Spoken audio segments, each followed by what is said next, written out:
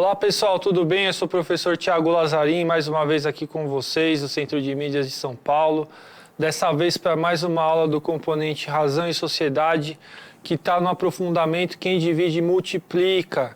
E comigo estarão também as intérpretes de Libras, Elisângela e Bianca. Eu agradeço a vocês e também mais um recadinho, né? Para quem não sabe, nós temos aqui no Centro de Mídias, inaugurado há pouco tempo, o canal da Trilha Antirracista. Então esse é o link que está no GC, que vocês podem acompanhar. E nesse canal tem vídeos os mais variados com professores. Eu também já gravei aulas sobre a trilha antirracista, mas enfim, existem muitos vídeos sobre o tema. E fica a sugestão para vocês acessá-lo, tá bom? O canal do CMSP da Educação Antirracista. Beleza, pessoal? Então, vamos começar aqui a aula. Nós estamos já indo para o final do ano. Na verdade, acho que essa é a terceira aula da atividade 4. E o tema da aula hoje, então, é dogmatismo e verdade. Então, vamos lá, né? Eu vou ler para vocês a introdução. E lembrá-los, né, que essa aula aqui que eu venho dando de sociologia, mas também de filosofia e também, enfim, de vários outros assuntos, ela está dentro desse itinerário Razão e Sociedade, numa conjunção com outras disciplinas. Então, a física, a biologia, enfim, a matemática principalmente, estão interligadas com o assunto de alguma forma, né? E o que eu espero fazer aqui é oferecer alguns subsídios para vocês pensarem de outro ponto de vista. Se vocês são da área de exatas, vocês olham com uma perspectiva das ciências humanas sobre a questão, enfim, da razão, né? E o que significa razão, racionalidade, esse tipo de coisa. E vice-versa também, mostrar outros aspectos para quem é como eu da área de ciências humanas, mostrar que existe também do lado da física um outro sentido e que também existe um sentido que une todas essas disciplinas, que são as bases do conhecimento, são os fundamentos da nossa razão, beleza, pessoal? Agora sim, a apresentação.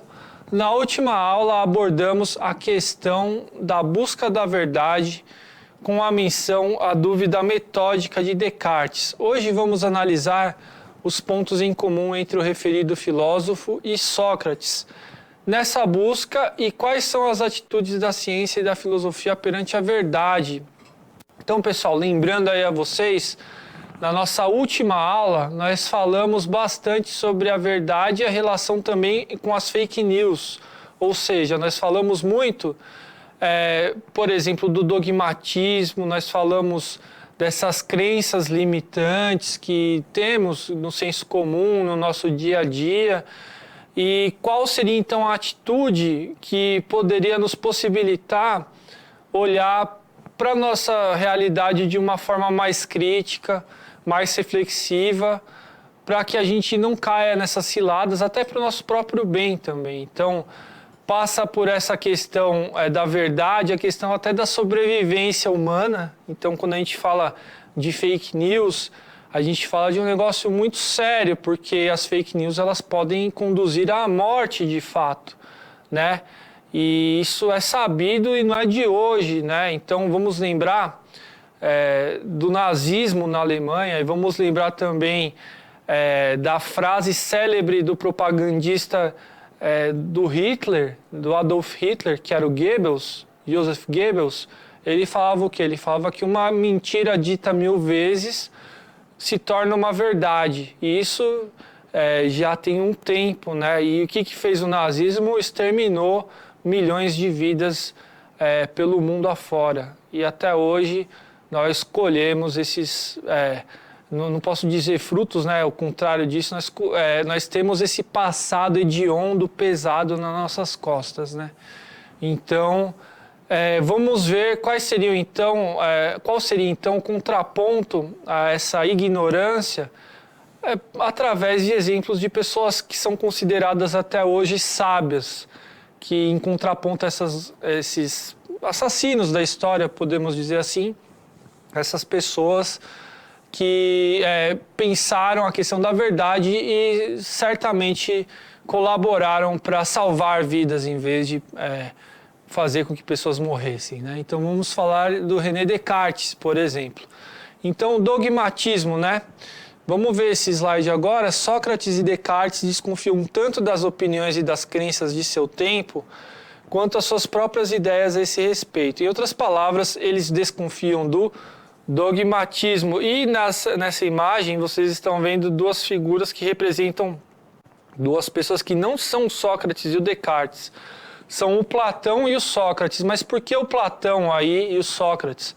Na verdade, tudo que nós sabemos de Sócrates é por meio do Platão. O Sócrates não foi uma pessoa que escreveu algo sobre a sua obra.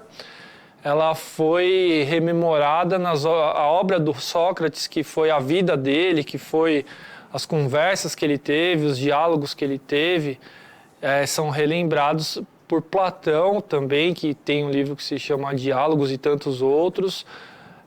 Mas ele justamente, Platão, vai lembrar o seu mestre. Então Sócrates foi o mestre aí do Platão, tá certo, pessoal?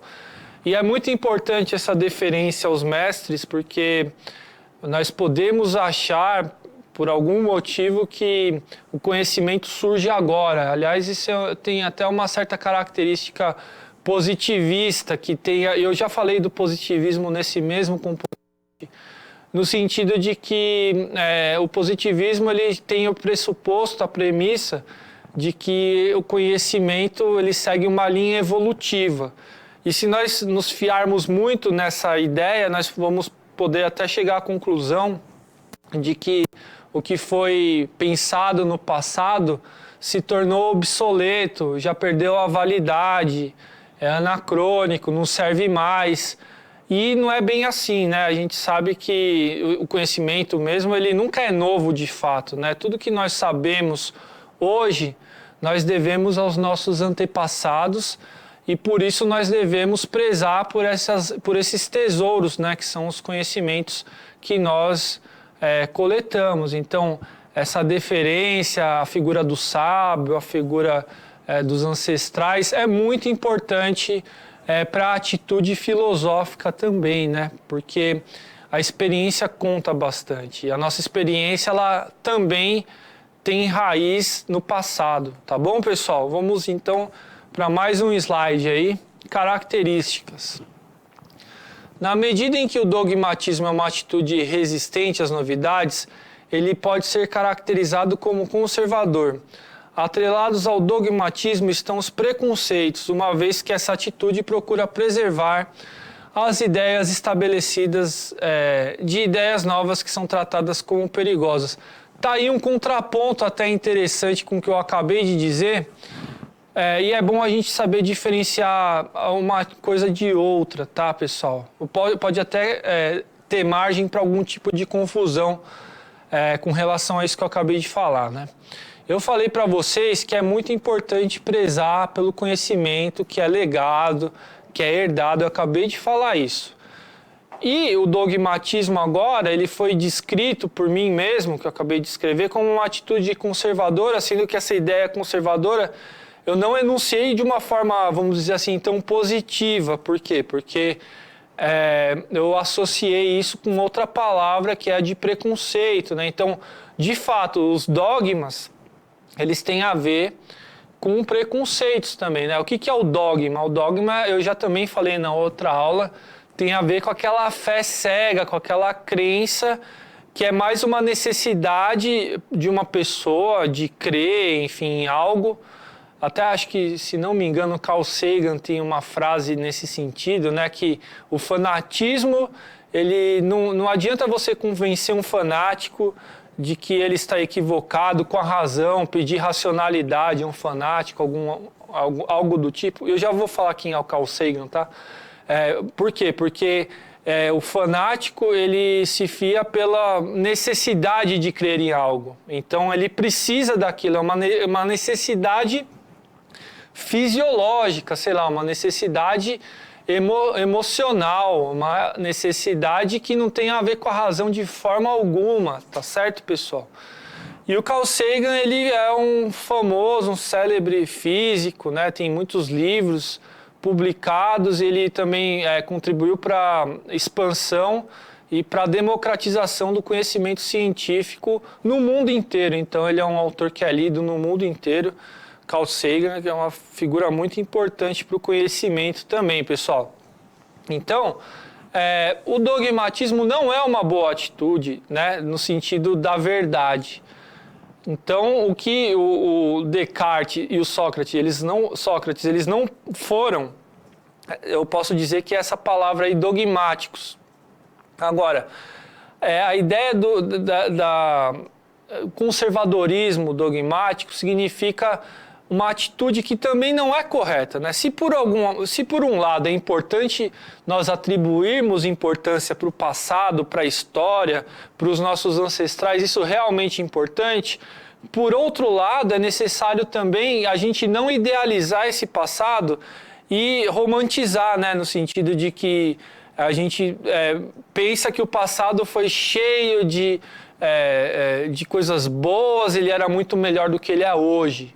Isso também é bastante anticientífico, aliás, né?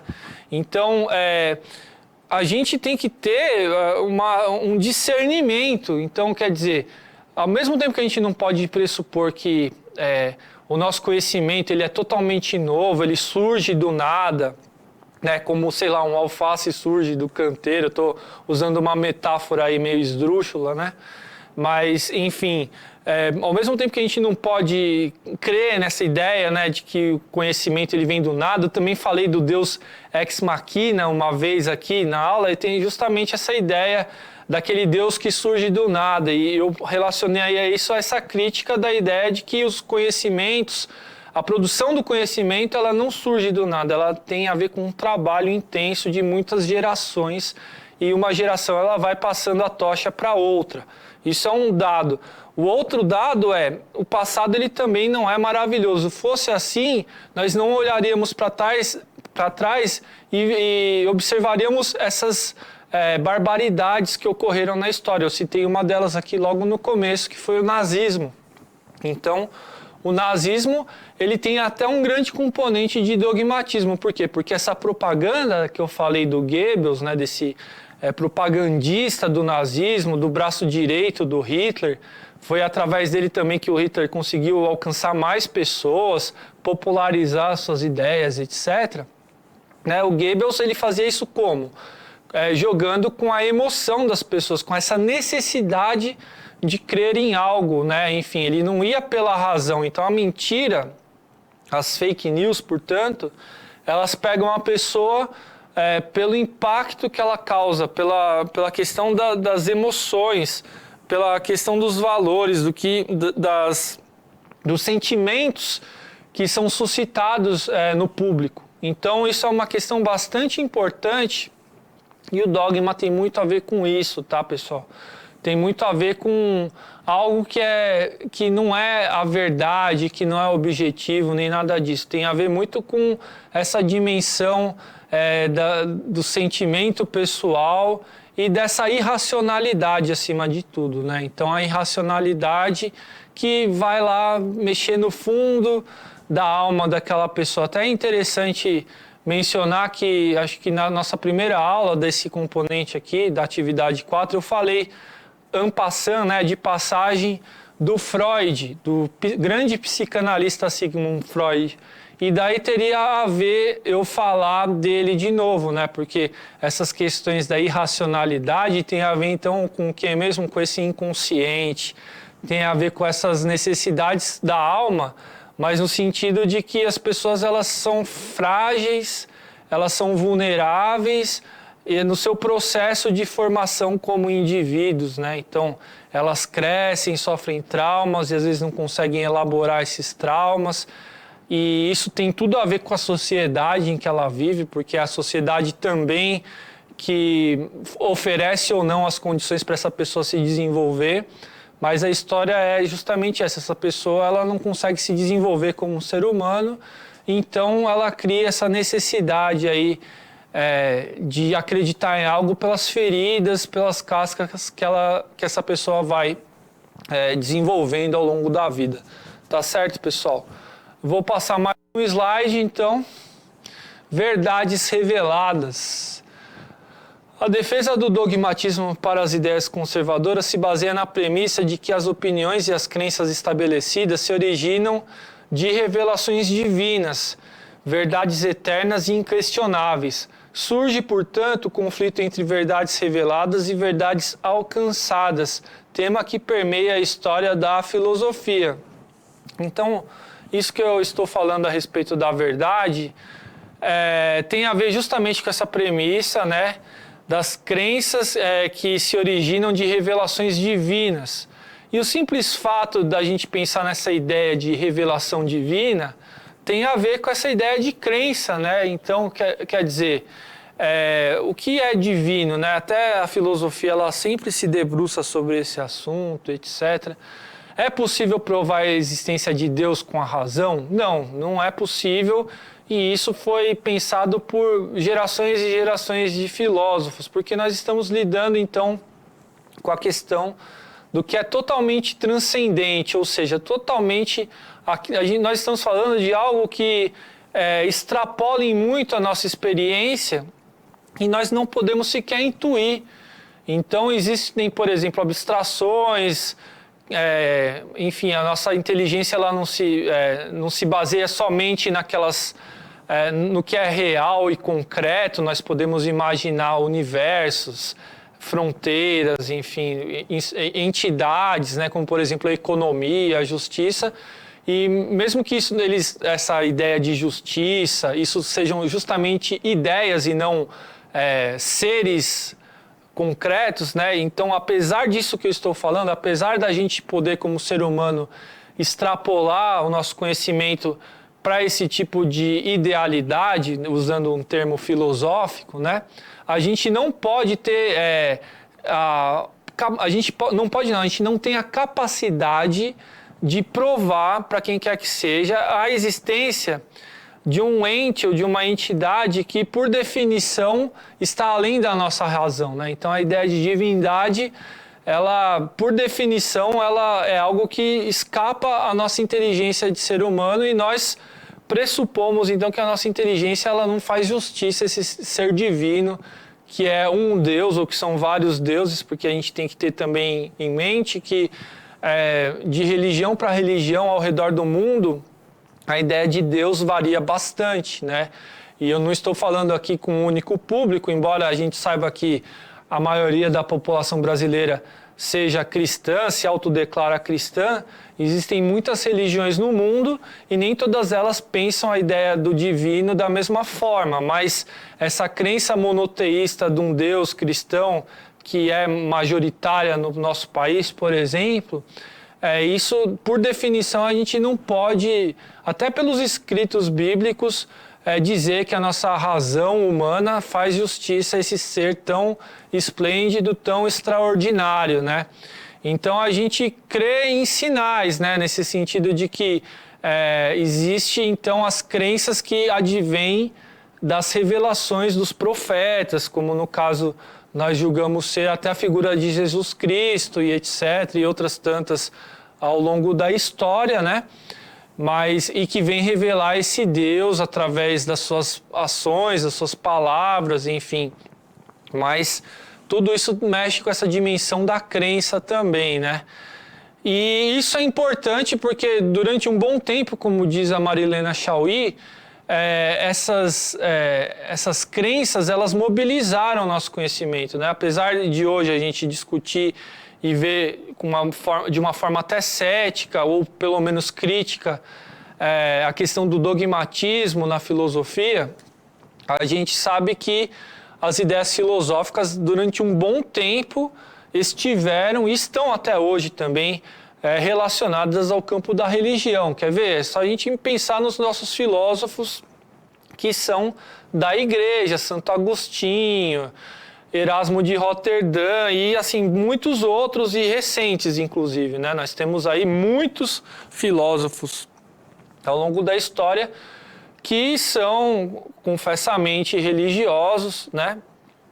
Então, nós estamos falando do que mesmo? Nós estamos falando que o nosso conhecimento filosófico ou da razão, ela deve muito à religião, sim, isso é um fato, isso é uma verdade, mas existe também uma crítica, porque existe também essa desconfiança em relação à premissa das verdades reveladas e das verdades alcançadas, como se isso fosse uma obra divina, tá certo, pessoal? Vou passar mais um slide aí para vocês e vou comentar diferentes concepções. Daí, pessoal, eu vou para a origem etimológica dessa palavra verdade, tá certo? Existem 3 ramos de onde se originam as concepções de verdade, da língua grega, aletheia, latina, veritas e hebraica, emuná. Sintetizando essas ideias em poucas palavras, elas significam respectivamente não esquecido, automanifestação e confiança. Em outras palavras, a verdade se refere ao que é, ao que foi e ao que será. Eu já vou explicar isso. Desculpa, pessoal. Em breve eu vou passar mais um slide. Então, nós vamos ver também na próxima aula a questão das diferentes concepções da verdade, e hoje a gente viu a diferença entre dogmatismo e verdade.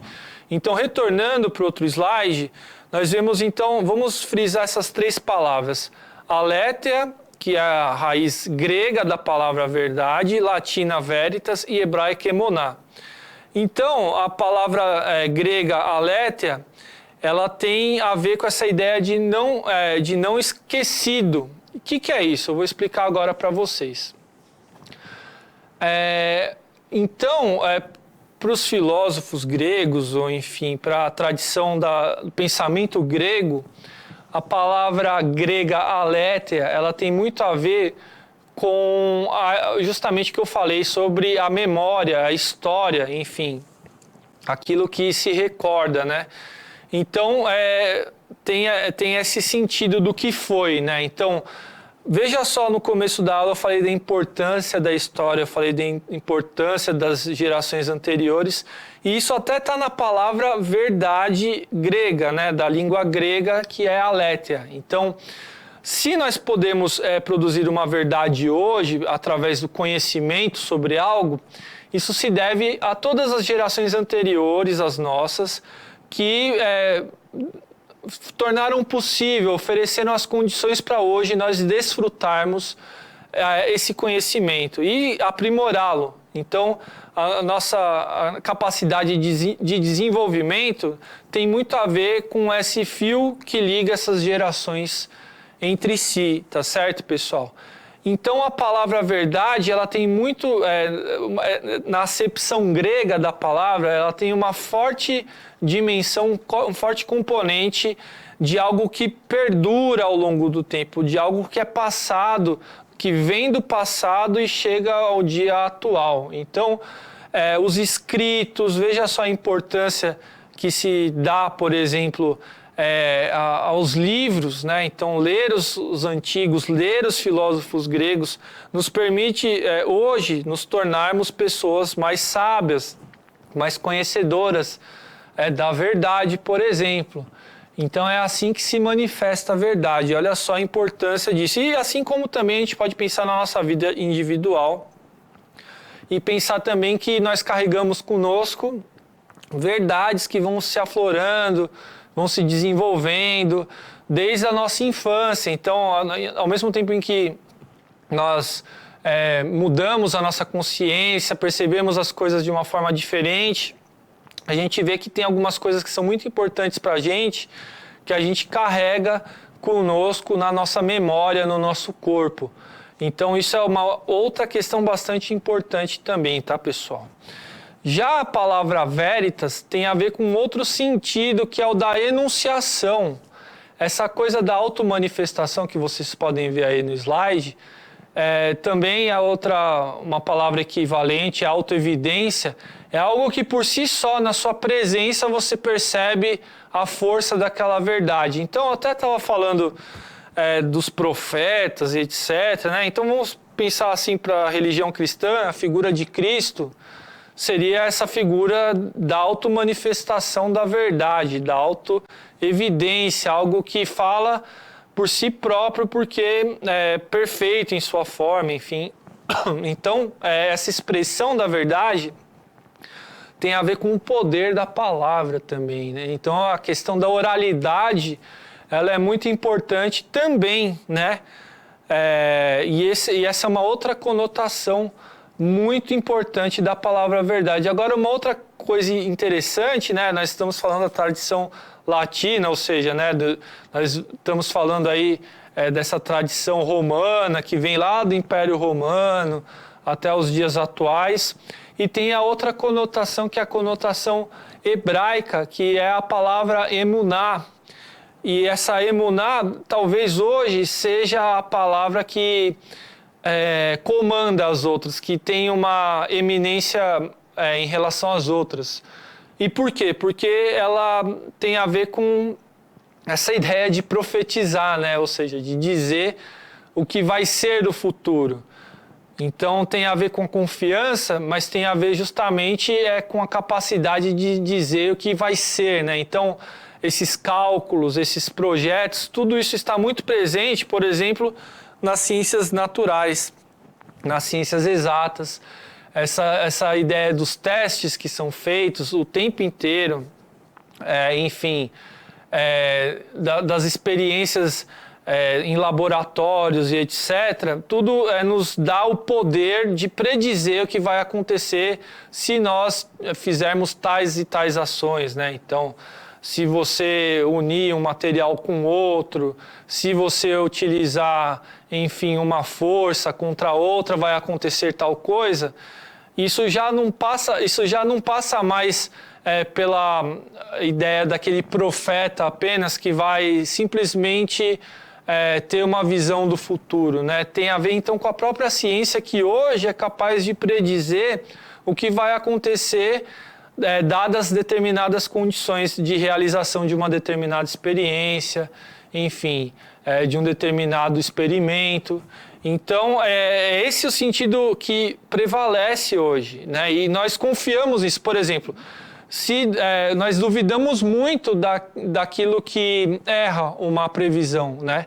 Eu me lembro agora, recentemente, de uma descrença generalizada em relação aos institutos de pesquisa, porque eles não predisseram exatamente os resultados das eleições. Isso gerou uma desconfiança, mas daí houve os defensores também que falaram assim, não, a gente, dentro da margem de erro, a gente acertou, teve alguns problemas, né, não foram satisfeitas tais e tais condições. Então, esses institutos de pesquisa, eles vão se defender falando que, olha, se fossem dadas as condições corretas para a nossa experiência, aquele resultado ele iria acontecer, mas houve alguma quebra aí no meio. E nós somos assim também, nós somos movidos também a acreditar nessas autoridades que podem, vou usar uma palavra que é um neologismo de um outro filósofo, que é futurizar, né? Futurizar, ver o futuro mesmo, né? Ver o futuro, mas não com um passe de mágica, e sim dotados do que mesmo? Da razão. Então é por isso que esse sentido último, que é da palavra hebraica emuná, ele tem, nos dias atuais, prevalecido. Mas esses outros dois sentidos, eles também são muito importantes na nossa vida, e eles ainda existem, né? O poder da palavra ainda é respeitado, e esse poder também de acreditar porque pelo que foi, né, pela história, isso também faz todo sentido para o conhecimento e para a razão. Tá certo, pessoal? Então eu vou ficando por aqui, a aula de hoje foi essa, e a gente se vê então na semana que vem. Um abraço e valeu!